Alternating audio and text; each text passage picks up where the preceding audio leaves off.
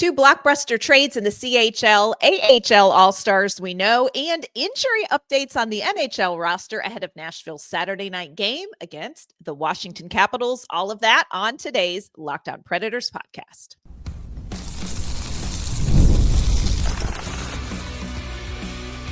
You're Locked On Predators, your daily podcast on the Nashville Predators, part of the Locked On Podcast Network, your team every day. Happy Friday, everyone. Welcome to the Locked On Predators podcast. Thanks so much for making us your first listen of the day. We are, of course, your free daily Nashville Predators podcast. We are a part of the Locked On Podcast Network, your team every day. Want to kick off our It's Finally Friday episode, shouting out our amazing Locked On Predators insider community and our everydayers. We appreciate your support. We love kind of getting through this Nashville Predators season together. Also want to welcome any first-time listeners to our show. We are glad to have you. Welcome to whatever this season really is. I am Ann Kimmel. I'm a writer and co-host with Penalty Box Radio. And my friends, you know I have a partner in crime. You do. I'm Emma Lingen, and I'm the Predators site editor and reporter for the Hockey News. Well, in case you don't believe us, which seems foolish, when we tell you the Nashville Predators have valuable pieces in the prospect pipeline, you might want to believe some teams in juniors who have shelled out some serious packages to get their hands on a few future Predators. We're going to talk about those moves made. We're also going to give you an update on the AHL All-Stars coming from the Milwaukee Admirals. And yesterday at practice, we got an injury update from Andrew Brunette. We're going to tell you what we have learned about Luke Evangelista's return and what's going on with Steven Stamkos ahead of tomorrow's game against the Washington Capitals. Of course, before we dive into the hockey, Emma, two things. Number one, we are pre-recording this episode. This episode is being recorded Thursday, late afternoon. So I am in my full Penn State gear. And I did not come to blows at practice this morning with Spencer Stasney, graduate of Notre Dame. So I felt like that was a good thing. Also, best of luck to everybody as we get through Snowmageddon. It's supposed to get 4 to 7 inches in Middle Tennessee. Y'all, these people are not for that. Yeah, we don't do snow down here. But yes, can confirm. I was at practice, can confirm that Anne and Spencer were kept apart from each other, and all was well. All is well. Can you imagine Spencer Stasney and I throwing down? I can imagine you throwing down. I can't imagine Spencer Stasney throwing down. No, he's too nice. He's too nice. Yeah. A lot going on with the Nashville Predators, a lot going on in the AHL, a lot going on with the Predators prospects. And that's where we want to start, because yesterday's show, we talked kind of about the state of the union with the Nashville Predators. And we pointed out, look, there are some pieces coming through the pipeline that are very good. And Emma and I aren't the only ones who know that. If you are wondering how valuable, I don't know, Tanner Molendyk is right now, you're going to get a load of this trade. Tanner Molendyk, he has played for the Saskatoon Blades for quite a while. The Saskatoon Blades this week traded Tanner Molendyk and forward Misha Volotovsky to the Medicine Hat Tigers in exchange for buckle up and get comfy people. Forward Hayden Harsonyi, I don't know if I said that one right. Defenseman Jack Kachkowski, I did say that one right. And 5 picks in the draft, a first and second rounders in 2025, third and fourth rounders in 2026, a fifth rounder in 2028.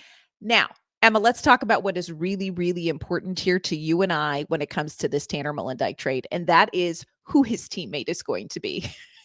Who is his teammate with the Medicine Hat Tigers, baby?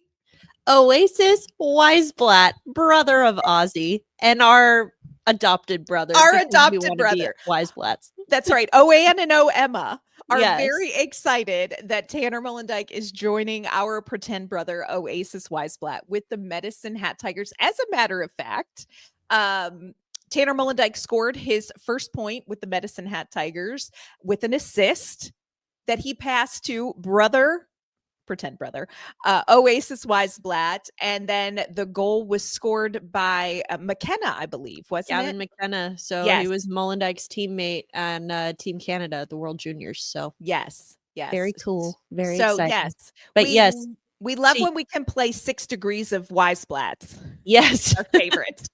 Yes, we need more Weisblatt in our lives is really do. what it is. But no, I mean, to your point earlier, that's a massive haul for that trade. And I Unreal. I can say this now that it's happened, but I had some inside sources leaking me some information about a potential trade that was going to go down with Molendyke. It was kind of all in the works during World Juniors, but no deal was going to happen until I believe today, Thursday or Friday is the trade deadline in the CHL. But anyway, there was a potential trade in the works weeks earlier. And then at the last minute, Medicine Hat came in with that offer. And that is like Julien Brisebois coming to David Poyle with all of his draft picks for Tanner Jeannot. And it's like, yes, duh, you take that deal. Like, and Tanner Molendyke, no offense to the other Tanner, but Molendyke is more valuable. So I think that, it's a good situation for him too. A lot of teams wanted him, and now he's going to go, contribute to a competitive team. And then, like we've said before, we'll probably by that point, I believe he turns 20 in April. So at that, or no, not April. I'm sorry, February. He turns 20 in February, at which point he will be eligible to play in the AHL. So after his season with Medicine Hat ends, whenever that is, depending on how far they make it into the playoffs, we are very likely to see him playing in Milwaukee at the end of the year. Cannot wait. Yes. Cannot wait to see that. But it was an absolute haul. Of course, when we talk about Tanner Molendyke in the future, we tend to group him with another Predators defensive prospect, and that is Andrew Gibson. And, if you were here for training camp, Emma and I big on Andrew Gibson. This is just a fascinating defenseman who, very smart offensively, very physical, loves to block shots in just a weird level of loving to block shots. Andrew Gibson also found himself traded from the Sioux Greyhounds. He's now with the Oshawa Generals. Again, let's talk about getting some bank. In exchange for Andrew Gibson was traded. The Greyhounds got forward Brady Smith, a 4th round 2026 pick, a 2nd round, 3rd round, 2 4th round, a 6th round pick in 2027, and then a 6th and 7th round pick in 2028. So basically 8 maids a milking down to the partridge in a pear tree for Andrew Gibson to go to the Oshawa Generals. And look, Andrew Gibson last season, he played 68 games, 12 goals, 44 points. He finished the season a plus 36. And I know there are people who have feelings about plus minus, but it's just one of the ways that we measure defense. And it's not foolproof, but it's there. Plus 36. I mean, I think that might even be more than Luke Schen's age, y'all. So that's a respectable number. Yes. Yeah. That was a great comparison. More than Luke Schen's age. Yep. More than Luke Schen's age, y'all. Do want to throw out one more move. Kingston received Joey Willis. He is Nashville's 2023. He was a 4th round pick for the Predators. And he had originally been playing for the Saginaw Spirit. Kingston gets Joey Willis. Another haul, the Spirit get, and I don't even know if I got all of these because I was literally having to finger count trades. They got forward Ethan Ware, a 3rd round pick in 25, 2nd and 3rd round picks in 26, 3rd and 5th round picks in 27, 2nd, 4th, and 7th round picks in 28. Joey Willis tearing it up this season. 26 games played, 17 goals, 34 points. He's just on a roll. And look, be encouraged. When Emma and I tell you, first of all, you might want to listen, but hey, do your own research and you will see that some of these prospects, especially when you're looking at Molendyke and you're looking at Gibson and we're talking about Nashville needs to do something on defense, the something is there and other people see what Molendyke and Gibson bring to the table. For sure. And speaking of, I mean, I know that they're defensemen, but speaking of other people seeing what Predators prospects are bringing to the table, I would also like to throw in here that at the World Juniors, Barry Trotz is back from World Juniors, and he went on 102.5 earlier this week and said that this one, I'm like, God bless. I love Barry Trotz. He just says everything. Stream of consciousness, Barry Trotz. He just tells us everything that happened. Like, okay, he probably would tell us what he had for breakfast this morning in great detail. He said on the radio that after the World Juniors, he got multiple teams calling him about David Edstrom. So that was their return from San Jose in the Askarov trade. It was part of the return. Had a really strong tournament for Team Sweden, which we talked about earlier on the show. Like really, really good, very exciting. So I think it's like, okay, if everyone who's still, upset about the Askarov trade, upset is the nicest way I can think to put that. Just, take solace in the fact that they've got some good pieces. They're coming. They're not coming this year. They're not, this season might already be, but they're coming. They're coming. Yeah. And Barry Trotz, hang up on those calls. That's just my 2 cents. Just make nice and then hang up. Coming up, we do want to talk about some things that are happening in the AHL. We got some AHL All-Star news this weekend. We're going to tell you who was selected from the Milwaukee Admirals. From big upsets to game-winning drives, the NFL playoffs are better with FanDuel because right now new customers can bet $5 and get $200 in bonus bets guaranteed. That's right, $200 in bonus bets, win or lose that first $5 bet. The FanDuel app gives you everything you need for live bets, same-game parlays, and so much more.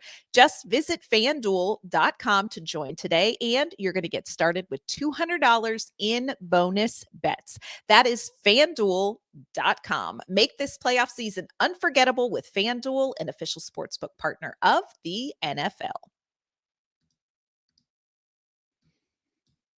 All right, Emma, since we're just kind of cycling through the leagues, let's stop in real quick and check in with the AHL. We found out this week that 2 of the Milwaukee Admirals players have been named to the AHL All-Star team. Goaltender Matt Murray, the other Matt Murray. I don't know if you all remember years ago, there was a whole ad campaign for pork, the other white meat. Do you remember that?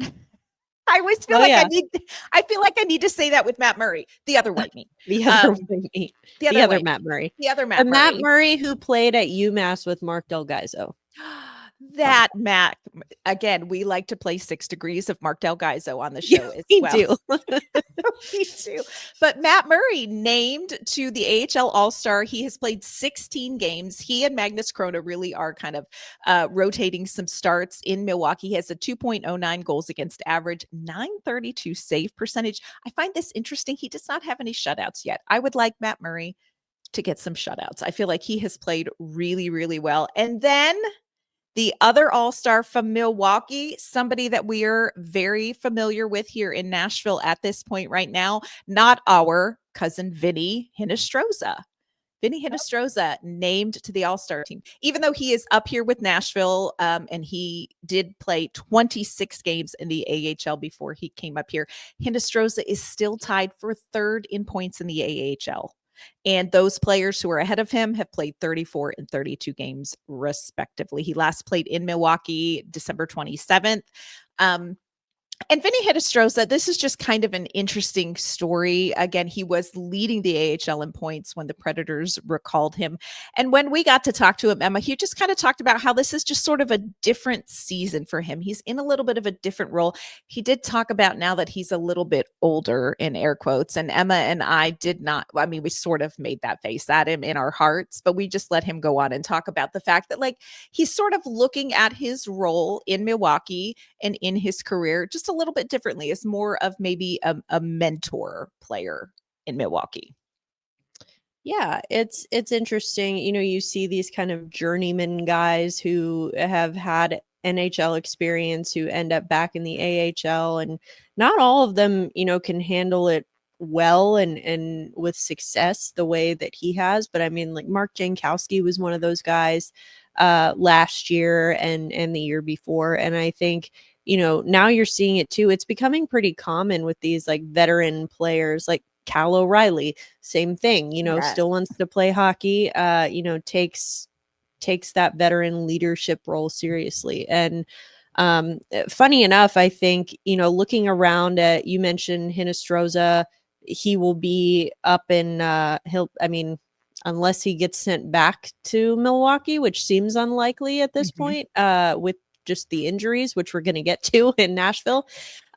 He probably won't be making it to the All-Star Challenge. I don't think he's all that broken up about it, but similar thing. Actually, the same thing happened with Tommy Novak 2 seasons ago when he was called up, and I think he was called up in December to Nashville, and then he made the All-Star team. Obviously, didn't go, but it's it's still good recognition for them. And then looking around at the rest of the AHL, lots of familiar names out there. If y'all remember, you're going to say it, aren't you? Well. Okay, I'll get through this one really quickly. Yaroslav Askarov, All-Star. Okay, cool, whatever. Sammy Fagemo, remember him? Yes, real briefly. Here's a real blast from the past. Austin Watson. I saw that. I have seen him play a couple of when Milwaukee has played Grand Rapids. He's with Grand Rapids. I have seen Austin Watson, and I'm like, Austin Watson, how you doing? And then like I saw him fight, and I'm like, you're doing just fine. Yeah, he's still Austin Watson. Yeah, he sure is. Girl dad times 3 now. I love that. So congratulations to them. Still out there killing it. But I think that the Predators organization will be past and present will be well represented at the event this year. Yeah, I think that's really great. And again, just kind of neat to see Vinny Hinostroza up here kind of finding a space. Like you said, we're going to get to the injuries in just a moment. I do want to turn just briefly and talk about a player who is up here with Nashville now, who played 10 games with the Milwaukee Admirals this season, and that is Spencer Stasney. Stasney, of course, joined the Nashville Predators on this road trip. Practice on Thursday was the first chance that we got to lay eyes on tonight's mortal enemy, Notre Dame graduate Spencer Stasney. But otherwise, that we are just great fans of Spencer Stasney, not just his skating, just who he is as a person. Also big fans of his accounting abilities that we are certain he has come tax season. Just in time for tax season, buddy. Here's our W-2s. Yeah. I want to just drop all my, I just trust him with all of my financial information, not that there's much in the way of finances, but I mean, I would just here's my social security number, please. 100%. Do what you will. No questions If Spencer Stasney broke into my house, I would be like, can I make you cookies? And are you in the most comfortable chair? Because he's just a good egg. But we did get a chance to hear from Spencer Stasney. And just real quick, Emma, I want to play a clip of what we heard from Spencer Stasney. Of course, asked how it was being back with Nashville, talked to him a little bit about kind of getting physically up to speed and how he is doing. So just want to let you know, this is what we heard from Spencer Stasney on Thursday. It's great. Nice to be around the guys. Nice to be here with the management and the coaches. It's been a good week here. Great support from Barry, from Bruno, everyone here, and everyone in Milwaukee too. So like Scooter, Stella, KT, everyone down there, and even the guys. It's great to be back and doing all that. I got back into it once I was with Milwaukee. Okay. So I took some time off this summer, but Boro came down to Milwaukee and helped me out one-on-one down there, which is huge. Spent a lot of time with Vicky, a lot of time with people like that in the organization, but great in Milwaukee to get back into it. Guys made it easy on me, and then up here to hop back into it with Shanner, with the guys that I'm familiar with, and all the new guys have been great too. Okay, can we just take a moment and talk about how amazing is the moment on the ice when you have Spencer Stasney and Mark Borowiecki, two of the goodest people in the entire hockey arena world. And you have those two together. Why weren't we invited, Emma? I know. Could it have been my airport incident? I don't know.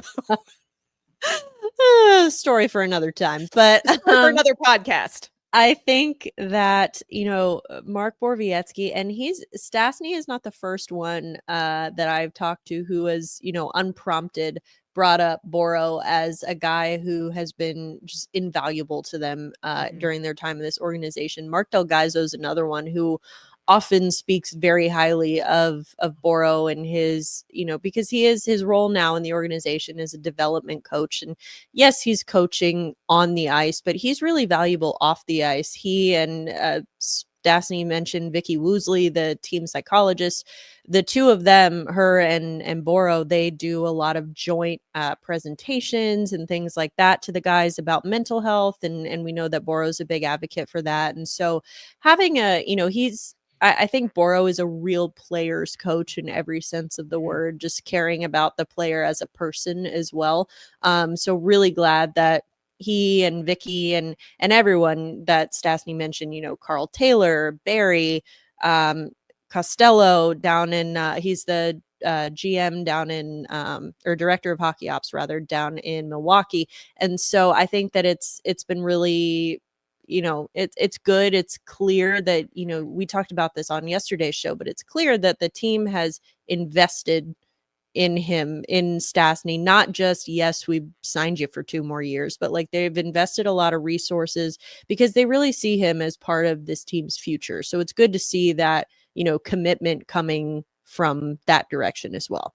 Absolutely. And again, great to see Spencer Stasney back in Nashville. I find it absolutely astounding and truly a testament to his natural ability that he's like, yeah, I really didn't get back to the skating until I got to Milwaukee. And I'm like, and you still skate like that? Like he's just an amazingly talented player and very glad Nashville has him back. Nashville does not have a couple of other players coming up. We're going to give you the latest injury report and we're going to look ahead to Saturday night's game against the Washington Capitals.